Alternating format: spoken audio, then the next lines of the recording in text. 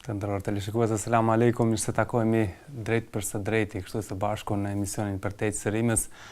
Se zakonisht besonte me ne në studio është hoxhë Ekrem Avdiu, me cilin do të flasim për disa cicërimat të tjera, të cilat ai ka publikuar në rrjetin social në Twitter. Sot më shumë do të fokusohemi lidhur me çështjen e besimit në Allahun, pra kemi përzgjedhur cicërima që kanë të bëjnë me këtë çështje, sidomos me çështjen e kaderit si pjesë e besimit të muslimanit. Hoxhë, mirë se erdhe. Mirë se takojmë vetë.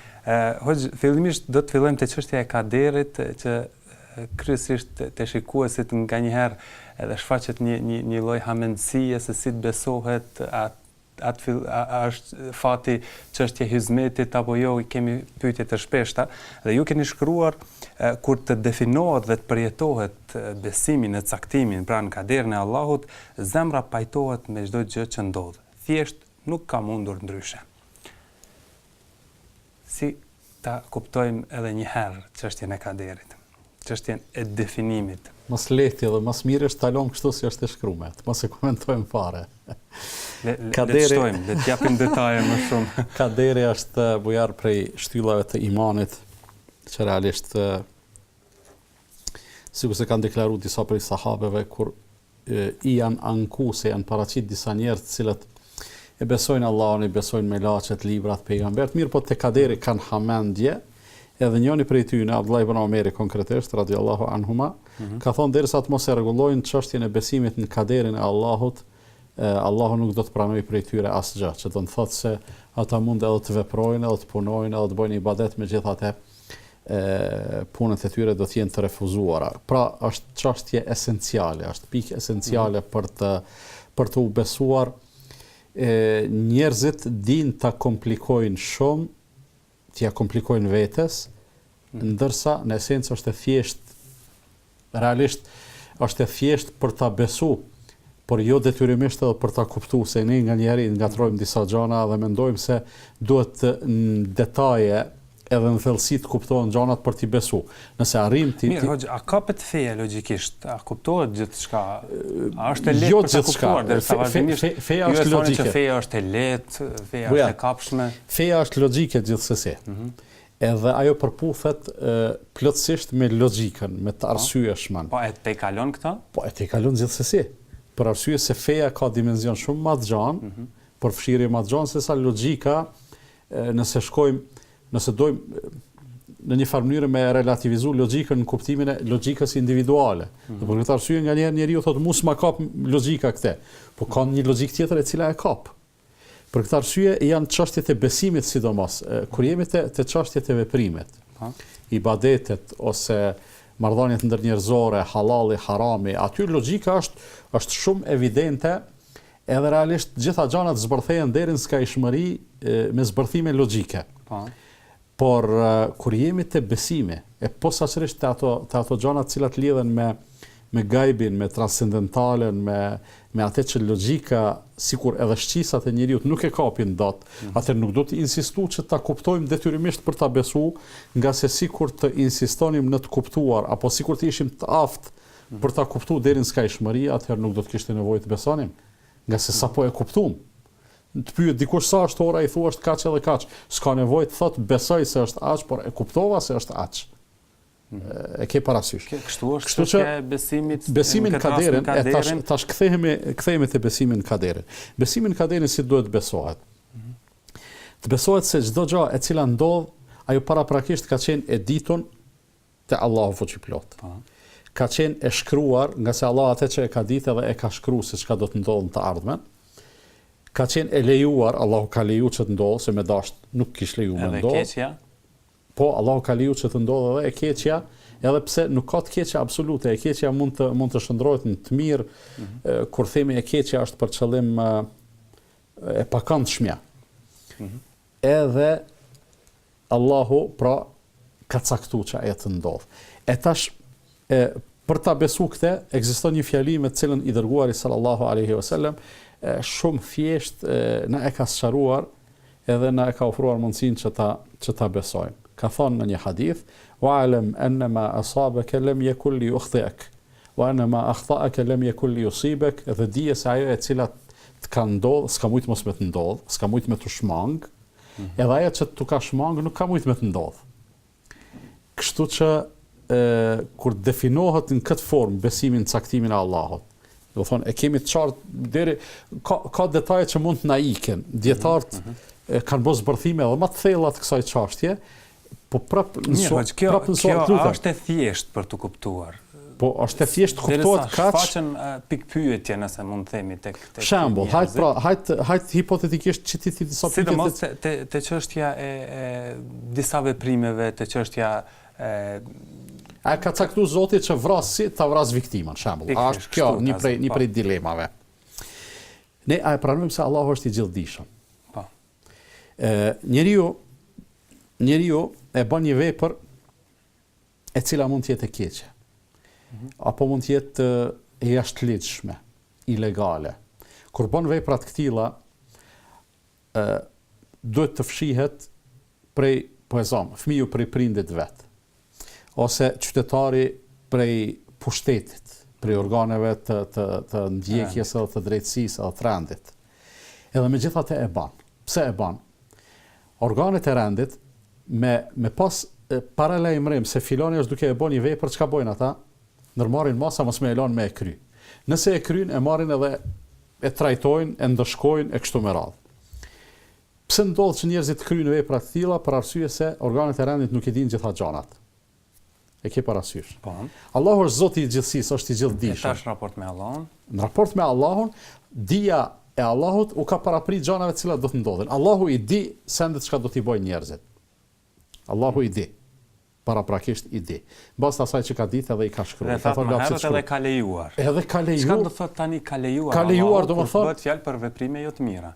Allahu ka lejuar do të thotë Allahu nuk u ka imponuar njerëzve veprime.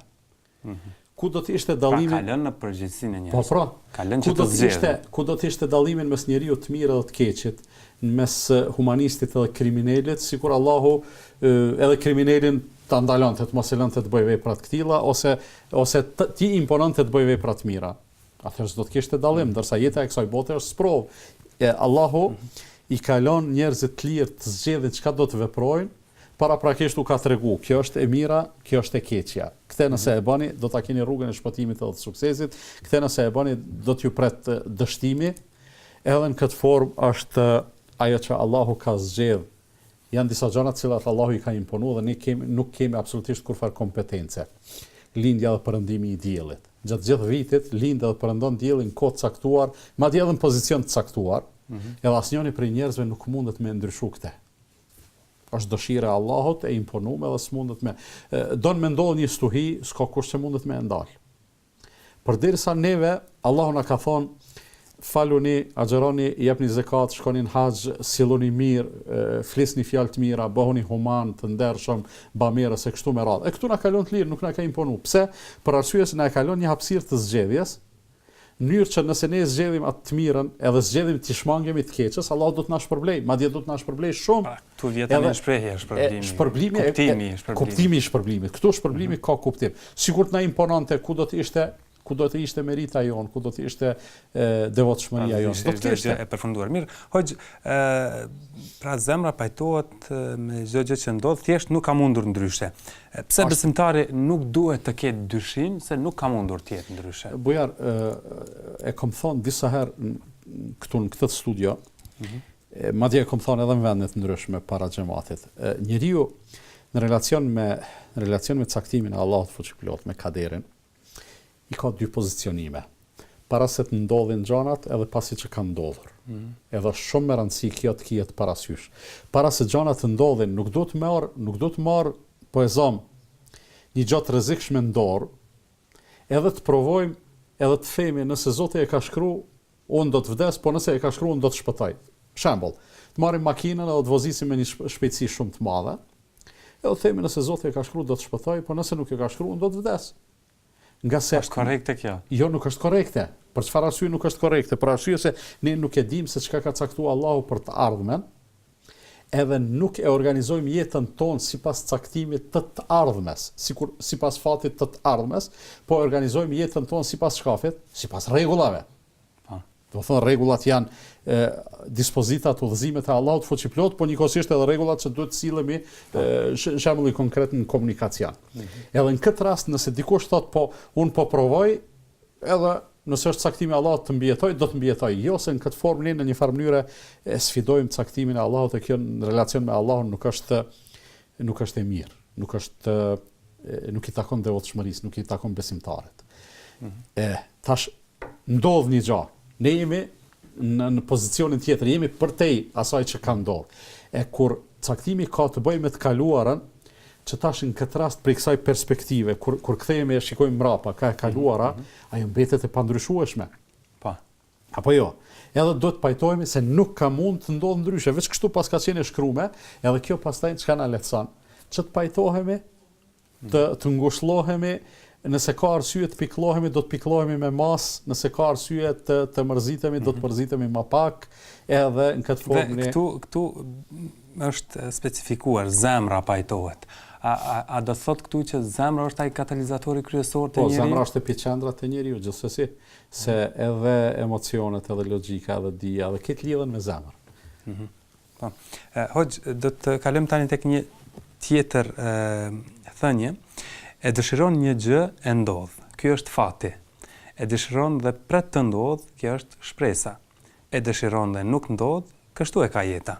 Si kuptohet kjo? Jeta mes fatit dhe shpresës. Këto janë tri fjali. Po tjerat se nuk janë përmend këtu, s'ka pas hapësirë? Puna, angazhimi. Po tash jo, ajo është temë që lidhet gjithsesi me caktimin, po duke pas parasysh se këtu kemi të bëjmë me fjali të shkurta, edhe vetë rjeti nuk ta lejon me bëj elaborime të gjata. Dëshiron një gjë e ndodh, ky është fati. Domethënë kur përputhet. Ky është kaderi i bie. Kaderi. Kaderi dhe fati kanë shumë çka të përafërt, përveç se fat ne e përjetojmë si ajo pjesa e këndshme e kaderit. Fat, pata fat. Realisht Allahu e ka caktuar, nuk është se ti patë fat edhe mori fond. Mirë, po ai pjesa e këndshme, domethënë pata fat edhe ndodhi një gjë e bukur, kështu që e dëshiron një gjë e ndodh, kjo është fati. Je i lumtur pse ndodhi. E dëshiron dhe pret të ndodh, kjo është shpresa. Domethënë njëri shpreson, por a do të ndodha, nuk do të ndodh? Akoma nuk jemi të sigurt. Si funksionon shpresa? Po vetë pritja e një gjëje të këndshme për të ndodhur është shpresë, pritja e një gjëje të pakëndshme për të ndodhur është frikë. Njeriu mes këtyre dy gjërave jeton realisht. Domethënë në relacion me të ardhmen është fjala. Kjo është normale apo jo? Është njerëzore. Është njerëzore. Realisht ti mundesh, po ti ishte e mundur, po flas hipotetikisht. Mundesh as mos me shpresu, as mos me u friksu. Po prap kanë mendova ato gjëra, ose ka mendova e këndshmja ose e pakëndshmja. Madje njerëz të urtë në të kaluamën kanë thonë ndodh vetëm ajo që ka zgjedh Zoti, ndërsa frika dhe mërzia na mbesin badihava. Do të thotë vetë kot mërzitemi, kot friksohemi se prap vetëm zgjedhja e Zotit është e gjithë realizueshme. E dëshiron dhe pret ndodh, kjo është shpresa. E dëshiron dhe nuk ndodh, kështu ka jeta.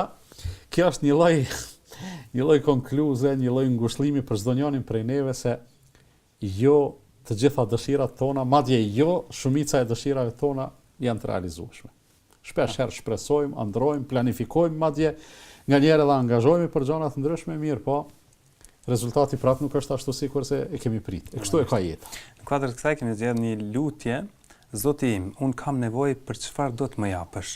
Derisa është në thojza është citat, bujar, do ta sqaroj më vonë çfarë citat. Në rregull. Falënderim për ulje dhe sinqeritet. Allahu me këtë i dha Musait grua, banim dhe punë. Pra edhe një herë këtu bëhet lutja, bëhet thirrje për mbështetjen e Allahut. Po, shef, për çfarë do të thotë? Lutja derisa është në thojza, pra është citat. Është lutje të cilën e ka bë Musa alayhi salatu wassalam, e na e ka përshkruar neve Allahu i madhruar në Kur'an. Në surën, nëse nuk gaboj, është në surën Kasas, ose në Naml ose në Kasas, njëra prej dy sureve, ato janë gjithë njëra me tjetrën.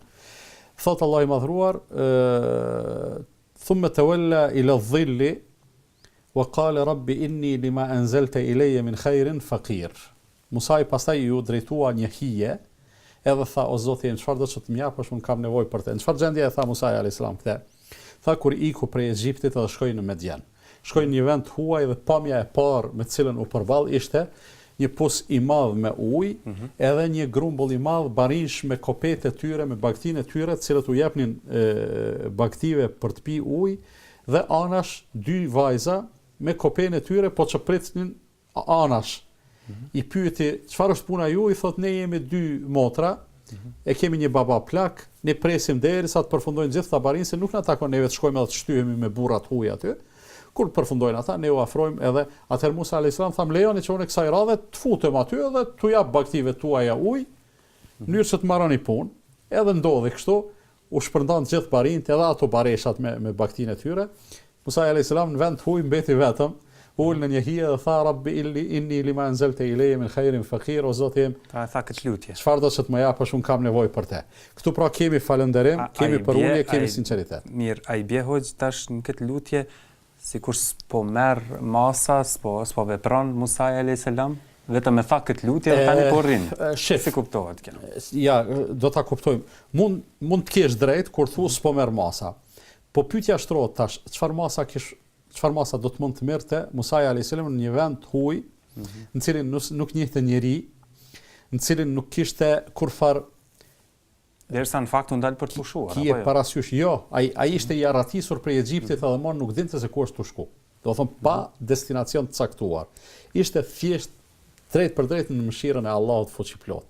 Edhe kemi të bëjmë me një kohë në cilën njeriu nuk është se do të mund të bënte zgjedhje në ndonjë hotel, e kishte para me vete, të strehohet derisa absolutisht jo. Do thonë një kohë e largët kur nuk funksionojnë shoqëritë sikur se funksionojnë shoqëritë bashkëkohore, por edhe po të ishte e mundur, prap ishte i arratisur, nuk ishte gjë me vete. Edhe lidhja e tij, cilën ai konsideroi se është funksionale dhe ashtu edhe i doli gjithsesi, është lidhja me Allahun fuqiplot. Derisa më herët i bëri disa veprime. Po pra, bëni disa veprime të cilat ishin konkrete, veprime të bamirësisë, edhe pse vetë ishte shumë nevojtar për t'i bërë mirë dikush. Mirë po ja që një mundësi e vogël ju dha, e bane. Nuk vonoi, edhe çfarë ndodhi? Zhvillimi ishte shumë interesant. Brenda ditës ndodhi krejt zhvillimi. Ato vajzat kur shkuan në shtëpi, babai u çudit se erdhën një kohë pak më herët. Se rëndam. Edhe i pyeti çfarë është puna juaj? Than, o baba, takuam një njeri të huaj sot, edhe ai u dha bagtive tona ujë për të pi, edhe për këtë arsye erdhëm më herët. Dhe e përshkruajtën se çfarë njeriu ishte ai. Mes tjerash njëra prej tyre i tha, o baba, ti gjithsesi ke nevojë për një burr, për një mashkull i cili spaku do të angazhohet si shërbëtori yti për të kryer disa punë, andaj unë të kisha propozuar që atë personin e huaj me e marr se duke se ishte njeri i besnik edhe i fuqishëm. E dëgjoi babai këshillën e vajzës? Babai e dëgjoi këshillën e vajzës, e dërgoi njërin prej tyre për ta thirrë. Erdhi Musa alayhis salam, edhe filluan të bisedojnë çfarë është halli yt. Edhe kush ishte ky babai? Ky babai thuhet se ka qenë Shuaibi alayhis salam. Pasi ja përshkroi hallin e vet, ai tha la takhaf najawta min al-qawmi adh-dhalimin, mos ki gajle, mos u friksa. Ke shpëtu, tani më je i sigurt. Edhe paramendo baba vizionar, larg pamës, në shtëpi me dy bijat e veta, edhe me një njeri akoma të huaj. Edhe po i thot, kam një ofertë pune për ty, por para ofertës punës po të ofroj diçka tjetër. Ti do të më shërbesh mua 8 vite, nëse do të më i plotësua edhe 10, kjo është prej teje mirësi, por njëkohësisht edhe po të ofroj njërin prej bijave të mia për grua. Edhe u pajtuan që të shërbejnë për atë kohë, edhe Allahu ju përgjigj Musait alayhis salatu wassalam, i dha grua, i dha banim, i dha punë. I dha mundësi për të mbijetuar me një mbjetesë dinjitoze. Se bie kjo për këtë kishe nevojë. A lutja ishte shumë e thjeshtë, po kur i drejtohesh të gjithë dishmit dhe të gjithë mëshirshmit, edhe ti thua Allah, ti e din çka kam unë nevojë, çka të më japësh unë e pranoj, Allahu të rahatan. Me mujt njeriu me shpreh gjona të këtilla, po me mujt edhe me i përjetuar, unë mendoj se në çdo situatë. Ai den hoxh se lutja në këtë rast kuptohet si një forcë.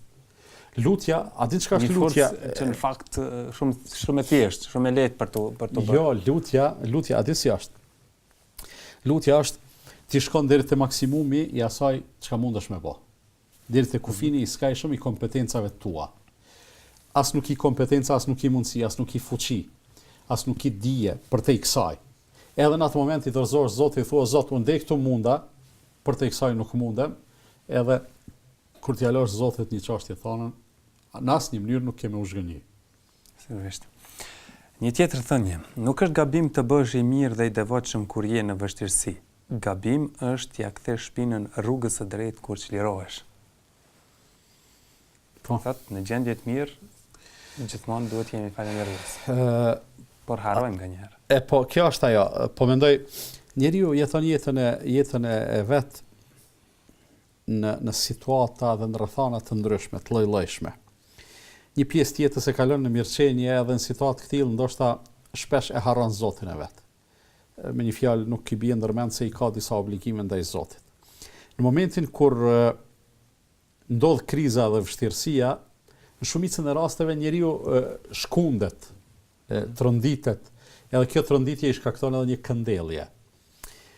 Një pjesë e njerëzve e kanë këndelljen momentale, një pjesë e kanë funksionale. Momentale do më thonë, o Zot shpëtom, kur është në vështirësi, në momentin që Allah e shpëton, ai prapë e harron Zotin, i kthehet asaj të vjetrës. Sigur e përmend Allahu nganjëherë edhe rastin e mushrikëve, ndet, felemma najahum ila al-bar. Ata e lusin Allahun me sinqeritet, por kur Allah i shpëton, idahum yushrikun, ata prapë kthehen në shirk edhe në idhujtari. Pra, është momentale. Një pjesë tjetër këndellën për të mos rënë lajthitje më kurr. E kjo është e duhuna.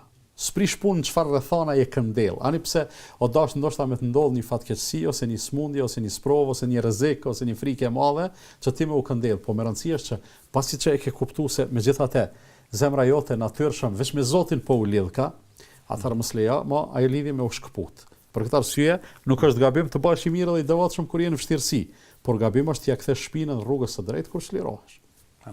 Një tjetër thënie, mëngjesi të qel me begati të shumta, të panumërta. Shfrytëzoj ato për të mirën tënde, thuaj askujt nuk do t'i bëj keq sot, më e pakta.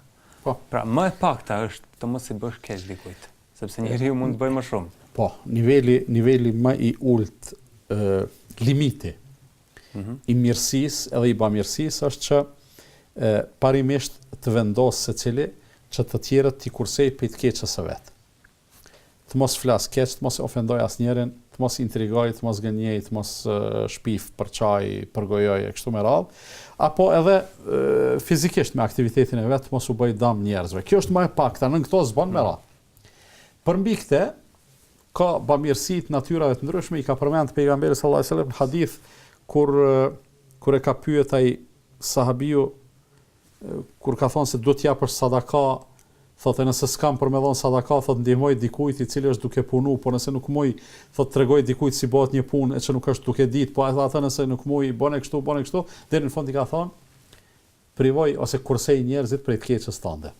Edhe kjo është sadaka. Ato tjera që ka u përmendën kalimthi janë vetëm shembuj, ndërsa ka shumë. Dhe kur arrin njeriu ta ndaloj veten, që të mos i bëj keq dikujt. Ai bie që ja ka hap rrugës vetes për më të mirën pastaj. Po sigurisht, sa ai është baza, themeli, është piknisja në drejtimin edhe në kahjen e duhur. Masë ne veç mbetet me qit, çdo hap që e çet është goditje. A nëse kahjen në drejtimin e ka të gabuar, atëherë nuk e ka hap rrugën, nuk është duke e ndjek rrugën e ecjes ka mbara. E njeriu mund të bëjë mirë në çdo çast apo jo? Sikurse nuk ka më kollaj. Nuk ka më kollaj. Në çdo çast mundesh me bë mirë. Ty duket ndoshta një punë e vogël. Mirë, po nganjëherë një fjalë më ia thon dikujt, ajo për te mund të më qenë shumë e madhe. Një ngushëllim i ia shpreh dikujt, i ia kthen disponimin, i ia kthen buzëqeshjen, është sevap i madh. Dikush nganjëherë ka nevojë thjesht veç ta dëgjosh ti. Ai trofeet për hallin e vet, edhe pse ai është shumë i vetëdijshëm, ndoshta ti nuk mund ta ndihmosh, po thjesht ka nevojë dikujt ti rrofej hallet e veta. Edhe kjo është sevap. E le më që shumë kush prej neve megjithatë posedon diçka që mund t'i him punë dikujt tjetër. Çdo njëri prej neve ka më tepër ushqim se sa i nevojitet. Ka më tepër tesha se sa i nevojiten, ka më tepër parë se sa i nevojiten. Para mendo tash me çat thjesht me çat tepricën. E lema që bamirësia ndoshta është e nivelit më të lartë kur në një farë mënyrë e lën edhe veten kjo që jep përparësi hallit të tjetrit. Ama hajt s'po shkojmë këtë nivel të altruizmit. Po thjesht veç ato çka e kemi tepër nga pak me nda prej saj. A e din sa do t'u lehtësonim njerëzve, sa do të përhapnin lumturi në zemrat e tyre, në fytyrat e tyre, në jetët e tyre, po njëkohësisht edhe do të bekoheshin vetë se njeriu i cili është i përvojtur edhe në hall, edhe ti e ndihmon. Zemra e tij është shumë e përulur. Edhe lutja e tij, unë jam shumë i bindur se do të pranohet në qiell, do të pranohet prej Allahut fuqiplot. Para mendo sa bekime mundën me të gjetë ty, me të ndodh ty si rrjedhoj e asaj lutje. Po. Ndalim edhe pak tek pjesa e parë, pra mëngjesit qelmi begatit shumë të panumërta, që i bie se jemi zgjuar shëndoshë mirë dhe ky pas ka qenë pra kaderi i Zotit. Mëngjesit qelmi begatit të panumërta, asnjëri prej neve nuk është në gjendje me i numëru ato begatit e fillimit ditës. Duhet njeriu të besoj se kështu Zoti e ka dashur. Po sigurisht. Po përveç kësaj, paramendo sa je i bekuar edhe i begatuar kur zgjohesh në mëngjes, sikur se ka thënë pejgamberi sallallahu alajhi wasallam. Ka thënë men asbaha minkum aminan fi sirbihi, muafan fi jasadihi, indahu qutu yawmihi, fa ka'annama hizat lahu ad-dunya bi hadafiriha. Kush për juve gdhin i sigurt në pronën e vet, i shëndosh në trupin e vet, edhe e ka ushqimin e ditës së vet, ky njeri është sikur më ia pasdhon Zoti krejt dunjan me çka ka. Do thon gdhin ti shumë i bekum, me begatit shumë ta. Pse?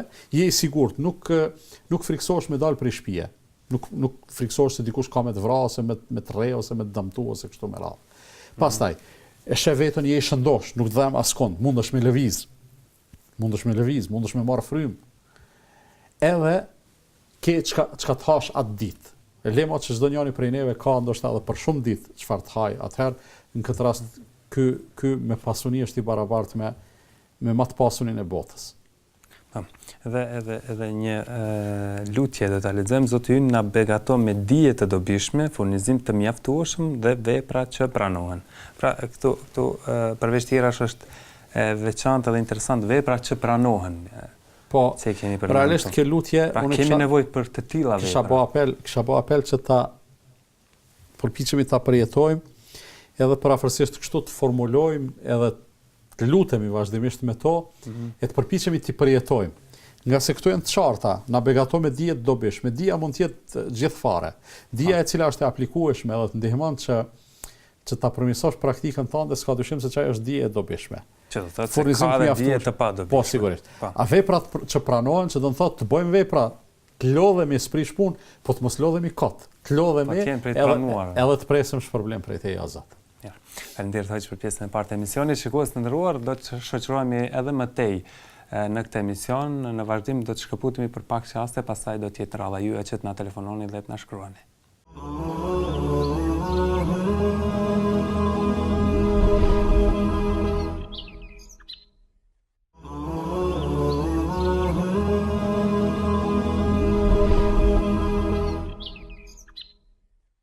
Vazhdojmë të shikues të nderuar, po shoqëroni me emisionin drejt për drejt për cicërimës, ndërkohë ne do t'ju mirpresim juve që të na telefononi, ndërsa tashmë veç kanë filluar të arrijnë mesazhe si në Twitter ashtu edhe në numrin tonë të telefonit. Kemi një shikues që shkruan: "Selam aleikum, aleikum selam, një pyetje për hoxhën, thotë bëj istigfar pa numërim, po gjithashtu tër ditën edhe dhikr, por a prish punë nëse ndonjëherë e bëj pa abdes?" Po. Dhikri Istigfari është pjesë e dhikrit gjithsesi. Dhikri është prej veprave më të lehta, por njëkohësisht edhe më me vlerë që njeriu do t'i bëjë. Është fjala për veprat vullnetare. Nuk prish punë absolutisht që ato të bëhen pa abdes. Dua të them, nuk është kusht që dhikri të bëhet me abdes. Duke mos i përjashtu faktin që të bëhen me abdes është më mirë për shkak të respektit të fjalës së Zotit edhe të përmendjes për kujtimit të tij. Ndërsa istigfari është gjithashtu prej dhikreve më të rëndësishme. Tani më kujtohet një thënie e pejgamberit sallallahu alajhi wasallam, i cili thotë من لزم الاستغفار جعل الله له من كل هم فرجا ومن كل ضيق مخرجا ورزقه من حيث لا يحتسب. Ai I cili nuk e lëshon istighfarin, pra e bën në vazhdimsi edhe nuk e ndal asnjëherë, Allahu prej çdo ngushtësie do t'i jap rrugdalje, prej çdo brenge do t'i jap zgjidhje, edhe do ta begatoj, furnizoj prej ka nuk e pret edhe nuk llogarit. Dhe tani më ka rritur telefonata e parë, Noni. Alo? Alo. Po. Selamu alaikum. Aleikum selam. Pyetje hoxhës, a ka mundësi? Po. Pyetja parë është muslimani sa ka të drejtë me mbajt inat? Kjo është pyetja e parë. Mandej pyetja e dytë është, a lejohet rrena në islam, domethënë rrena? Edhe pyetja e tretë është, puna a është farz dhe ku shkrua në Kur'an, dua me ma shpjegue. Allahu ju shpërbleft. Selamu aleikum. Amin edhe ju, aleikum selam, faleminderit. Muslimani sa ka drejt me mbajt inat? Maksimumi, edhe pse nuk është kjo preferencë që për çdo gjë njeriu do të mbaj inat ose të jetë i hidhruar, të qëndrojë i hidhruar me tjetrin, po ekziston një limit të maksimumi është 3 ditë. Dhe Allah i madhruar i çon me laçet me i kshyer njerëzit derisa të pajtohen, edhe deri në 3 ditë, pas 3 ditëve veç ndryshon situata. Kështu që më shumë se 3 ditë veç që hyn në një gjendje të keqe, jashtë kënaqësisë dhe razisë Allahut fuqiplot. Çka thot feja për rrenën, për gënjeshtrën? A ishte pyetja rrena apo vena? Rrena, gënjeshtra, është ndaluar gjithsesi. Do të thonë ka shumë citate, ajete, hadithe që flasin për këtë punë. Edhe një prej tyre thot pejgamberi sallallahu alaihi wasallam: "Iyyakum wal kadhiba fa innal kadhiba yahdi ila al fujur wa innal fujura yahdi ila an nar." Thot ruajeni prej rrenës, se rrena çon në mëkati çon në zjarr. Njeriu vazhdon të rrej derisa të shkruhet tek Allahu gënjeshtar. Kjo është shumë e rrezikshme. Dhe çështja e punës farz, ku shkruan? Puna është farz. Shif, puna varësisht prej punës, aty ashtu e merr edhe po mendoj dispozitën. Ka punë që janë farz, ka punë që nuk janë farz. Pra ka punë që janë obligative. Për shembull, se edhe punët e ibadetit janë punë, namazi, agjërimi janë farz. Po edhe punët e dunjas për me mbajt familjen është farz. Për te i kësaj bëhen vullnetare, bëhen luks. Ku shkruan, kretë Kurani na tregon se çfarë vlere ka puna. Vazhdojmë tutje, do të mirpresim një tjetër telefonues. Pas ka ikur telefonata, do të lexojmë një pyetje. Shpesh po ik namazi sabahut dhe po ndihem shumë keq.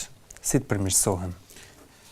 Fillimisht mirë është që po ndihesh keq, po atë keqardhje mos e lëmë mbet thjesht vetëm në nivelin e ndërgjegjjes tënde, po përpiqu me shndërru edhe me zbërthy në praktik, si të përmirësohesh, bën teube edhe istighfar shumë, ndoshta ka ndonjë vepër e cilën e kryen gjatë ditës se të bëhet ty pengesë për me u zgjuar në sabah.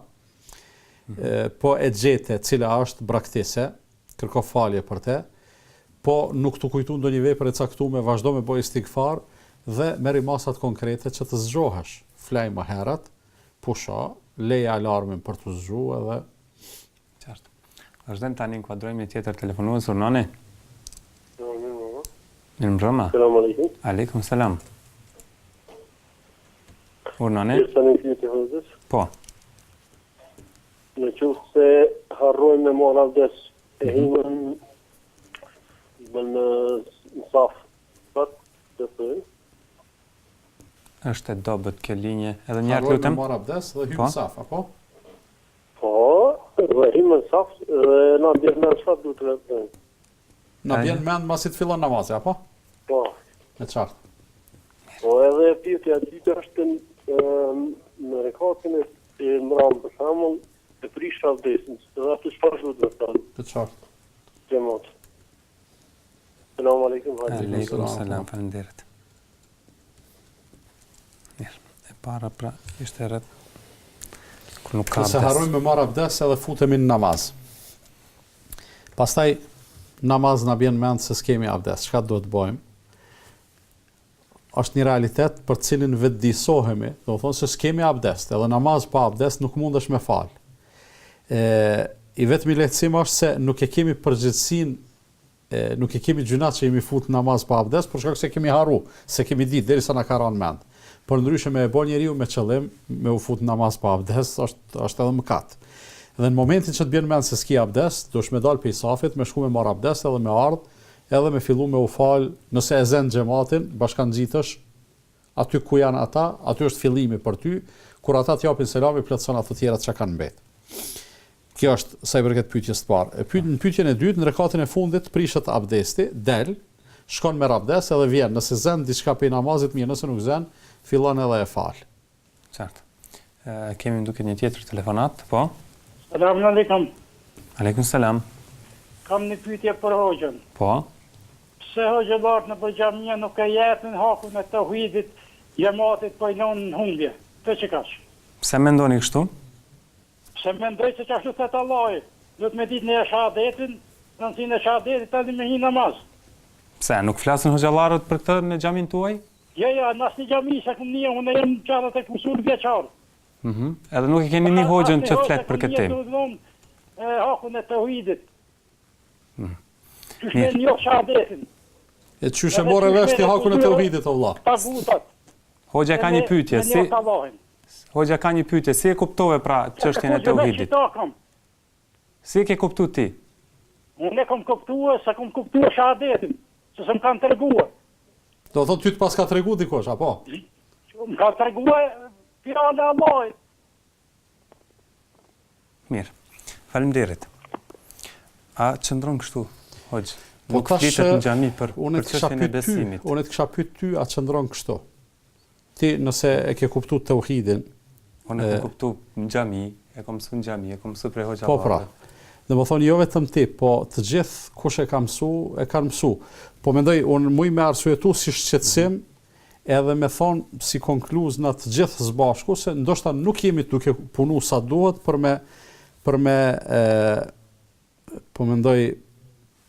me promovu tauhidin, besimin e pastërt edhe të bazuar në Allahun fuqiplot. Por nuk muj me pranu si konkluz sakt thotë hoxhallarët nuk e japin hakun e tauhidit. E për çka po flasim për namaz, për agjërim, po edhe ajo është pjesë e hakut të tauhidit. Për arsye se pejgamberi sallallahu alajhi wasallam e ka pyet Muadhin, i ka thonë, o Muadh, a e di se cili është haku i Allahut edhe cili është haku i njerëzve? Ka thonë Allah dhe i dërguari ti e din. Thot haku i Allahut është që të adhurojnë njerëzit dhe të mos i bojnë shirk atij, që është tauhidi. Po haku i njerëzve, thot haku i njerëzve është që ai i cili vdes që e ka adhuruar vetëm Allahun dhe si ka bërë shirk, Allahu më e çon në xhenet. Tash adhurimi edhe tauhidi nuk është thjesht vetëm me unal te niveli i fjalës la ilaha illallah edhe me folna për atë fjalë, më mësu xhamatit, e kur t'ja mësojmë tani çka, s'do të më mësu as abdesin, s'do të më mësu namazin, s'do të më mësu dispozitat, sjelljen, halalin, haramin. Kështu që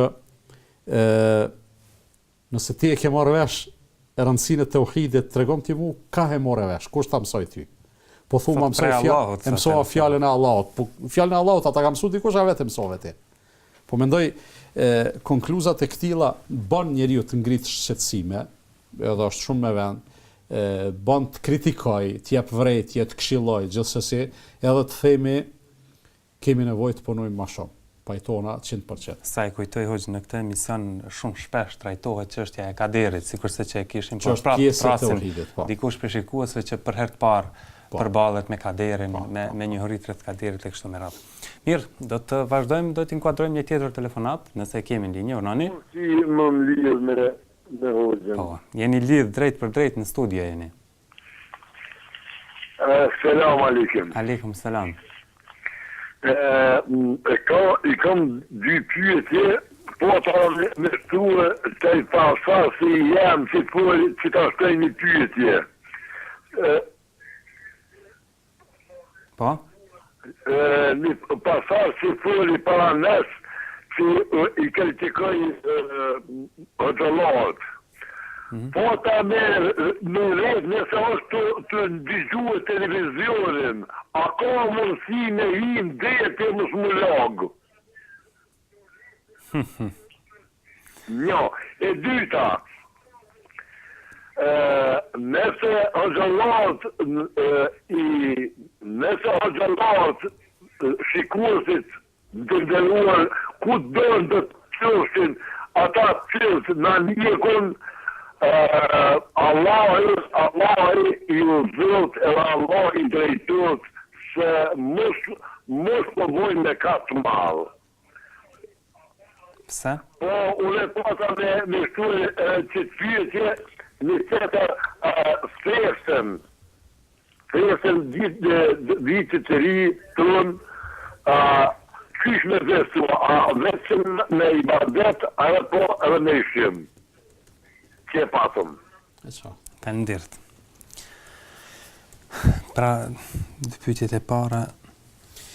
U kisha thonë Bujar, tash nëse kjo është përgjithësia jotja, po tash s'ka nevojë, po mendoj mundësia e paraqitjes me u shfrytëzu për replikime të shikuesve ndërmjet vete.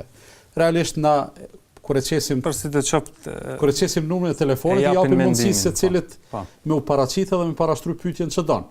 Tash ata kanë drejt mos pajtohen me atë çka them ne, po edhe ne kemi drejt mos pajtohemi me konkluzat të cilat konsiderojmë se janë të gabueshme. Edhe ka përcej këto sende, do të thonë nuk është ndonjë problem i madh. Si ta festojmë vitin e ri. Realisht viti i ri nuk është fest. Ta kuptojmë një gjë se është shumë e rëndësishme ta kuptojmë. Viti i ri, qoftë edhe ky tash që thonë sipas kalendarit hijretit. Po, nuk është fest. Me kurrë s'ka nevojë me e festu. Nuk shkruan kërkon në për libra, as në Kur'an fillimisht, as në hadithet e pejgamberit sallallahu alajhi wasallam, as librat e mëdhëbeve, kërkon nuk shkruan që vitin e ri do të me e festu, as me ibadet, as me ushqime të veçanta. Është thjesht llogaritje kalendarike e kohës. Do të thonë nuk kemi nevojë me bona e farfeste. A bën me uru? Tash kjo është pyetje tjetër, që nuk lidhet me fest. Unë mendoj se nuk ka kurrë të keqe nëse urojmë, sikur nuk prish punë për shkak çdo mëngjes që çojmë me urun njëri tjetrin me thonë e pas një ditë të mirë sot. Çdo të xumë me thonë e pasi një xumë ose një javë të mirë. Edhe në fillim të vitit kalendarik me thonë inshallah Zoti na begaton edhe na jep një vit të mbar. Mirë, po për me festu nuk ka ndonjë argument. Qartë. Vazhdojmë tutje. A kemi telefonat? Selam aleikum. Po, aleikum selam. Një pyetje hoxhës. Po. Desa me pyet për kaderin. Luftimet që u bonën më herët në Alepo, vrasje, dhunime, masakra. Tash në Myanmar të muslimanët. A është edhe ky kaderi i Zotit? E qartë. Edhe pyetja e dytë, kur me bën namaz pa marrë abdes me të mula komplet kështu trupin.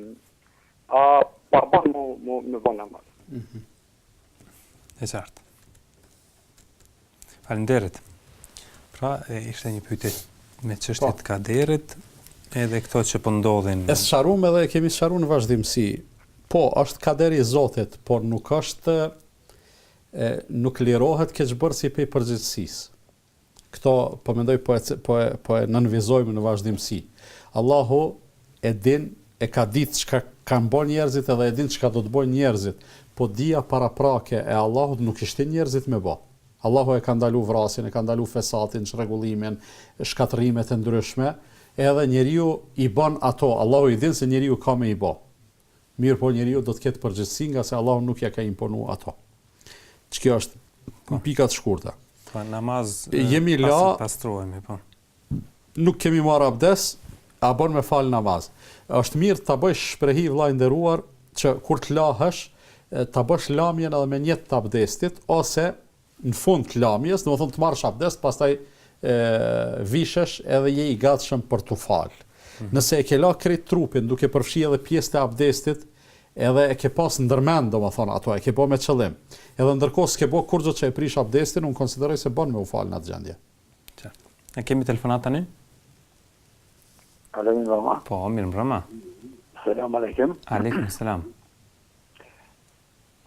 Sot kena lexuar në internet për nesër një ditë diçka një e rrezikshme e planetit tonë. Po? Kesa me ditë për juve diçka, keni lexuar se diçka, po është veç ndaj fare dezinformata apo diçka. Mirë, faleminderit. Grazie. Se zakonisht që qarkullojnë datat 2012 e kështu me radhë. Nuk më ka ra mu me lexu, nëse ty të ka ra me lexu diçka konkrete, do të ishte ndoshta edhe më lehtë me e trajtu, por për këto, si me thonë, ditë e rrezikshme, datë e rrezikshme, kataklizma, shkatrime, sene, këto janë punë të Allahut fuqiplot, njerëzit nuk mundën me i ditë. Po menoj njerëzit mundën me parashiku deri një mas motin, përkeqësimin e motit, mundën me parashiku një stuhi e cila po vjen, edhe ato janë thjesht parashikime. Nuk është se me çdo kusht ka me ndodhë ashtu, ama gjona më të mëdha, shumica e tyre janë dezinformata. Kemi një pyetje të ardhur me mesazh në Twitter, thotë pse ne gratë mbuluara kemi shumë ofendime. Unë jam krenare, thotë shikuesja, që jam me mbulesë, as pak nuk më brengosin fjalët. Po pse se kuptojnë motrat tona që ne kemi farz mbulesën? Po çka me thonë motër, ata që të ofendojnë ti marshin të ligat. Çka me thonë tjetër se? Qarta kemi telefonat? Po, ornani. Salamu alaikum. Aleikum selam. Dhe ishta një pyetje, pak një shqetësim. Po? Po, unë jam banor e Mitrovicës, po se dhe ishta një pyetje huajzës, a është shqetësuese puna e qytetin e hotelën, si që e ka pa ndoshta dhe huajza për Mitrovice, dhe në vështëre sa hotele janë pushimi 10 euro dhe fjetja 15 euro. Ajo është një prostitucion i liqyshti i mshet. A kur ka fol Irfan Salihi për me ndëruar, Mullah Irfan Salihu, kur ka fol për këtë punë, ata me herë u qunë këtë Kosova dhe këtë patëm edhe balkonet është mu qunë kom veç me qitë ato, veç i folin drejten. A nuk është qëtësuese pak për hoxhallar, pak me bo pak këtë punë të madhe, se kjo është për mu, për esapin dem, është një prostitucion i mshet. Edhe këto kisha pas dëshirë që hoxhallar pak të bëjnë pak të madhe, këtë punë, se kjo është qëtësuese se këto, se na masane si Gjermata, po si banorët i venit, kjo është shumë qëtësuese për një edhe një pyetje, a ke pas mundësinë për xhamia, kur të ose unë për vete shkoj me ngu hoxhën, nuk shkoj me ngu pazare, ato kush bleti s'ka shiti, po hoxhallar me avjet. E hek vrejtën që ratit, se xhamia është për me ibadet edhe me ngu hoxhën, një imam, një hoxhën. Jam ngu pazarllasit, sikur sot që ke Shqipën, 2 kat atje, ma zhurën kafe, ata të 2 kat se në kafe të stacionit. Faleminderit, selam aleikum. Aleikum selam, faleminderit gjithashtu. Kemi një tjetër telefonat që është në pritje, e inkuadrojmë, ornani. Alo? Alo? Mirë, pas ka ikur kjo telefonat është një tjetër. Aleikum selam, ornani. Kam një pyetje për hoxhën. Po? Dhe sa ta pyes hoxhën se a lejohet me marrë këshill për një personi që nuk e den tauhidin? Çka me marr? Mësim. A lejohet me marrë këshill? Me marrë çka? Mësim. Çfarë mësimi? Për një njerëz që nuk e den tauhidin. Po mësimin e çkafit me marrë? A lejohet me marrë këshill? Përgjithësi, për këtë të Mësim për fe? Po. Faleminderit. Pra, shikues, si më hershëm kishte një shqetësim rreth shtimit të hoteleve. Realisht nuk ka si mos të binë sy ato objekte, edhe ato reklama, oferta që bëhen, që për një mend janë shqetësuese, edhe nuk do të jenë shqetësuese vetëm për një kategori të caktuar të shoqërisë. Nuk janë shqetësim vetëm hoxhallarëve, por do të jenë shqetësim i gjithë shoqërisë. Edhe nëse ndonjëri prej neve, kush do të qoftë, ka qoftë edhe një dyshim të bazuar, hajtë mos t'i themi as informacion, se për një mend në ato vende ushtrohet prostitucion, atëherë unë mendoj se e kemi obligim qytetar edhe patriotik që me i lajmëru edhe me i alarmu organet e rendit për këtë punë.